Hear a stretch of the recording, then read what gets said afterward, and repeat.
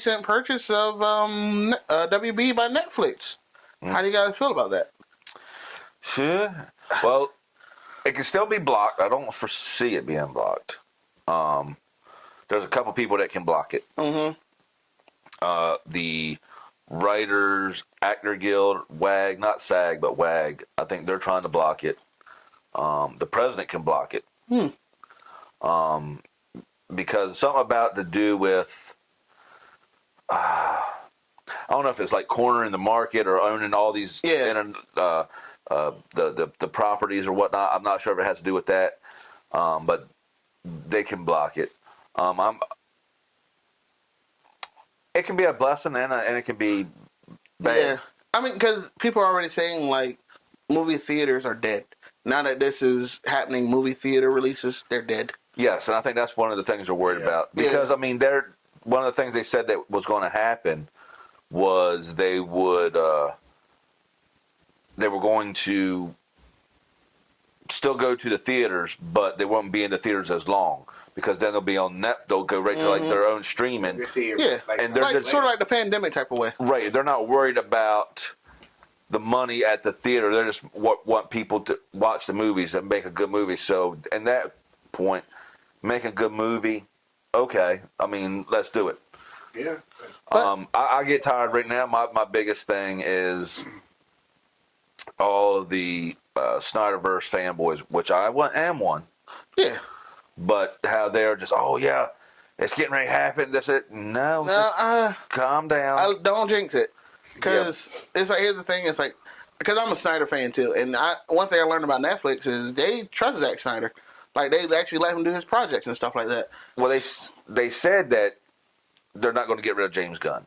Yeah. But nobody cared about the Snyderverse really. If that was the case, it would have never left. Yeah. Zack Snyder, it would still been if so-called fans had supported it, it would have made money. They would have still been making those movies that they wouldn't have died off. I mean, they were making some shitty ass movies. Yes. There were some horrible ones. I mean, I know you said you like Blue Beetle. I wasn't a fan. With Blue Beetle, that director ruined it for people.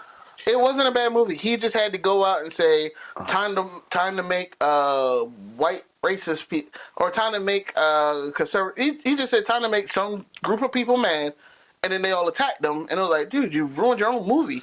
Yeah. And then when the movie tanked, he goes, oh, you didn't give it a chance. It's like, because you ran your mouth off. And that's what I'm hoping for, is like, if it goes to Netflix, they tell directors or they tell people.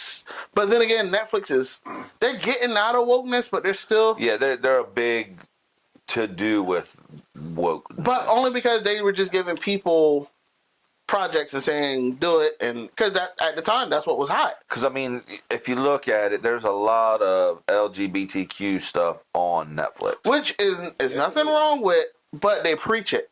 That's the issue. Yes, and every Netflix movie, there's somebody either gay, there's a trans, there's a strong female lead, which is nothing wrong with. No, but they preach it. They preach it. You can't have the strong female lead just kicking everybody's ass. Yep, and they preach to you about how you need to accept. Even if you go, oh, I don't care, they still have to.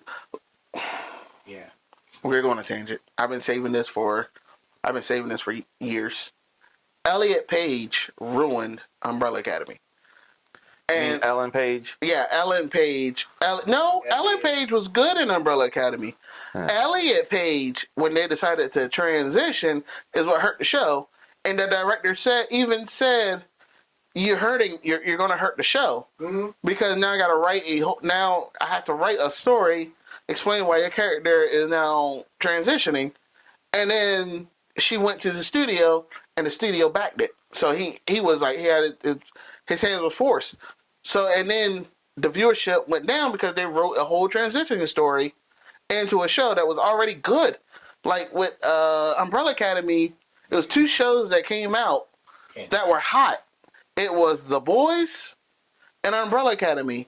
And there were comic book shows that weren't the average comic book shows. Right. And people were watching it. And I remember me and my sister, we were just like marathoning Umbrella Academy. But when Ellen decided to become Elliot, it like hurt the show. Now that's the part that I'm worried about with Netflix, where they go, all right, what? Okay, let's make Batman a black guy. Somebody will go, let's make Batman a black guy, or let's do this, and it's like, let's have Superman be gay. even though they did it in the comics, and like you said, and I think with Netflix is X, they don't go, how did it actually hurt the DC comic industry? They'll just go, oh, well, I mean, if that's what the people want to see, then but let's also get the money. But they don't want to see that. No, they don't. Just like there is a black Superman. Yeah, there is a black Superman, but it's not Clark Kent. No. It's not a black Clark Kent. It's a different person. Right now I can't think of Zod. Something Zod. Son of Zod. His name is different. And he's Superman. But you can't go and with all the years and years of back publications of Superman, and or Batman or Aquaman or Wonder Woman or whatever. There's so much lore to that. You can use on that. You don't have to do something that took place in the past 5 years. Yep. I mean, you've got 30, 40, 50, some 60 years of material to go off of. Yeah, but that's the scary part. Like, Netflix execs don't think about that type of stuff. They just go, can it make us money? Let's see if it makes us money. Okay, it didn't make us money. Let's not do it. But they'll put it out there. And that's what's scary about Netflix is they'll take a chance. That's the thing about Netflix. They'll at least take a chance on something. But, like, for me, to be honest, like, there's certain Disney Plus shows that I'm like, yo, this shouldn't be existing. Like, it's not that I don't even watch it, but I'm like, yo, it should not be existing. And the fact that I know that it's existing means that there's some type of fan base for it, even though it's completely wrong. Ironheart. But, haven't watched it. Exactly, but just the fact that it's out there, and it's like, Netflix don't mind putting that stuff out there just to try. And then it's like, man, that's... So then somebody stumbles across it, then all of a sudden it builds its own little cult following. There's certain shows like that Disney has put out, and I hope that they learn from that. Well, I'm talking about. I hope maybe Netflix will learn something, because I didn't watch The Acolyte. Disney, the Star Wars. I didn't watch that, and I'm a huge Star Wars fan. I didn't watch The Skeleton Crew. I didn't watch. And they said that's one of the best ones. I didn't watch Andor. I tried watching the first season of Andor. I couldn't really get into it. I love Rogue One. Yeah. But I couldn't get pretty much anything that Disney has done with Star Wars. I don't like. Yeah. There's a few. I tried to give Obi-Wan a chance. I loved it. Okay, here's the only thing that made me turn it off and wait till the season was done. So you're literally in this whole world. They were on the planet where the whole world, everyone's an alien. Everyone's an alien on this one planet. And then the Sith ships lands, and the first thing you see as soon as it come off is a blue alien, another, I think it was gray, and then that black woman just walking off the ship. And I'm like, they couldn't even do anything to try to, make her look like a alien, even though she's not. But it was like, it's like they just cast it. It's like, of all the races, of all the alien species in the world, here's a black woman, and she got that stoic. She was the main one that ended up being. And there was, I forget, a youngling. She was a youngling. Yeah, but it was the fact of like there was nothing. It was just like. But there was something to. When that came out, there was some kind of controversy with that too. Yeah. Right now, I'm drawing a blank. But my thing was, as soon as I saw her, I'm like, yo, she was the only one without makeup, no type of makeup whatsoever, no nothing to discreet. It was just a black woman, and I was like, it's about her. It's a her show. The show's going to be about her. And I tuned it out. I could have been wrong. Yeah, but it was just the fact of like, it was like they just straight up didn't even try to make her look. They could have put like some type of like lipstick on her, like white lipstick. No, it was. Shit, it was good. With her in it, her character was good. I didn't like, though, how at the end of the show, spoiler, at the end of the show, they tried to... Make it seem like everything Obi was doing was for Layla. Well, no, that she was the... she come full, so she had her Anakin moment. She started off good, went bad, and then at the end, she had a change of heart. Oh, the black woman. Yeah, exactly. Yeah, that's my thing. It was like, but it was just like there was nothing to distinguish her from like any like. It's just they just were like, nope. Here's the black. Like nothing against the black women, but it was just like they didn't even try to like. They just made a black woman and say, yo, she's the key. Like as they always do. But we're going on a tangent because we're talking about Disney because Disney infuriates us. Right. But it's Netflix. Netflix will at least pivot if it's wrong. And this is something else when we talk about. Price is going up. Yeah. Well, the price is definitely going to hike. Yeah. Oh, yeah, and they did. Anybody got Netflix? They got the email. Welcome to Disney Plus, Warner Brothers. Yeah. Yep, I got that. Everybody sent. Yeah. I got the $79.99 in a while. No, they sent one. They sent one that night that they bought it. Like at right after midnight, they sent an email out to everybody. Yeah, so they because I don't know nothing about it. But what I worry about as far as when we was talking about the DC universe, and there's 1,000 other things that they're going to get. Harry Potter, Big Bang. I can't think right now. There's a couple more. Yeah, they sent a whole list of things they get. Yeah, a couple more trilogies and stuff. Lord of the Rings. I think they get all those. No, I thought Amazon had Lord of the Rings. I think that's HBO Max type thing too, because they get all HBO stuff. Yeah, So Harry Potter, Game of Thrones, The Big Bang, Casablanca, DC Universe, and Friends. Okay, there's a lot more. Yeah, there's more, but they were like, that's the main ones that they. Yeah, because it was run by Warner Brothers. Friends was on Netflix at the first. Friends is on a lot of things. But it was Warner Brothers owned it. Yeah. It was a Warner Brothers publication. Like I said, it was. This is a thing I worry about. I love Zack Snyder. Yes. I love what he's done. I've loved pretty much every movie he's done. There's a few that I was like, some of them are not my favorite. Most of his movies I like. His movies end up becoming cult classics. Right. I mean, Sucker Punch is not for everybody. I like it. Mm-hmm. Yeah. I love 300. Dawn of the Dead's great. Yeah. Which it was really great.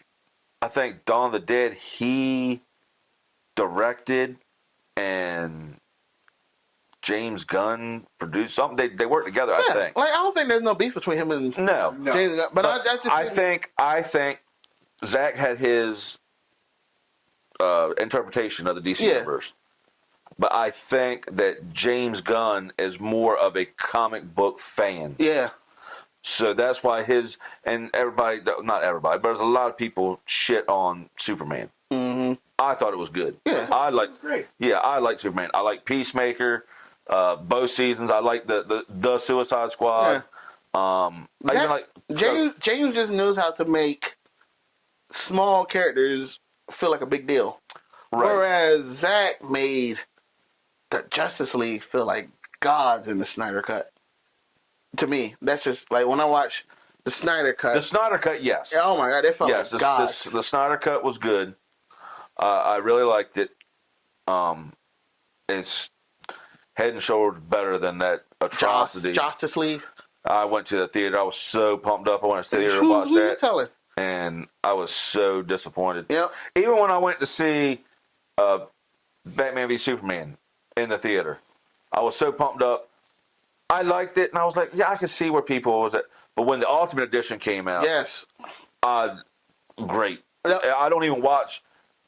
I own them. Yep. I don't even watch anything but the Ultimate Edition and then the Snyder Cut of Justice League. Yeah, so I'm just like, that's my big takeaway is like, yo, it's like Netflix trusts Zack, so if they bring him and then they get DC again, maybe we might see the finished Snyder Cut or Snyderverse. Or maybe James Gunn still runs things, and he was like, hey, wanted to direct this movie? If it's for Netflix, like if it's just straight toward Netflix, because if it's in the theaters, you already know they're going to review bomb it. Like anything Zack Snyder does in theaters gets review bombed. For some reason, I don't know why, it just does. But then when you watch it to yourself, you're like, yo, this was a good movie. So that's why I'm like, with Netflix, they give Zack Snyder. Like his show. I didn't like. Twilight of the Gods? No, what was the last thing he did? Oh, Rebel Moon? I didn't like. I liked it. Did you watch which cuts did you watch? I watched the original when they first came out. I watched them. Did you watch the director's cuts? No, I haven't. Director's cuts are better. See, that's the thing with Zack. He does great cuts, But from where it's length and release and stuff like that, they got to cut stuff. And then it's like they cut stuff. They're like, oh, I don't get it. Because I went into Rebel Moon watching it because I remember they said that it's his interpretation of Star Wars. It was originally a Star Wars movie. And he wrote it for Star Wars, and he was going to direct a Star Wars movie. And then something happened, and it didn't. So he just went in, tweaked a few things around. But basically, that was a Star Wars movie. Now, here's what it reminded me of when I was watching it. This is why I was like, I slipped up, watched the original, then I watched the director. It was like, oh, a lot more stuff makes sense. To me, it reminded me of Mass Effect 2, the game Mass Effect 2. Where it was like you got to recruit certain people, you got to go to different planets and recruit certain people, and then you face this this invasion as a group. Like it, but that's how it felt to me. It was like Mass Effect 2. That's why I didn't go in with Star Wars eyes. I went in with Mass Effect 2 eyes. And I'm like, yo, it's actually really good. But you got to watch the director, which sucks with Zack Snyder though, because it's like there's a theater cut, then there's always a director's cut with him, where his director cuts makes much more sense. And I'm not saying making it all about Zack Snyder, but at the same time too, maybe they could cut in just enough time to be like, yeah, we're not going to put Black Snape out there. Yeah. Wow. Hopefully, again, quit changing. That's where you infuriate the public. When you change a beloved character, that would be like going in. They even describe Snape as pale white with long black hair. Right. That's how she describes him in the book. And now they're just like, oh, we'll cast a black guy. You're going to cast a black guy. And give him a fade. Yeah. Right. And that's just like, right hair. That'd be like what they call whitewashing, or just change. Don't change it for the sake of changing. Well, like I said, it's gonna be some hit and misses, but we'll get there and see how it works. Like what? But then again, this has only been a week of this announcement. Yeah. So we'll see where it goes.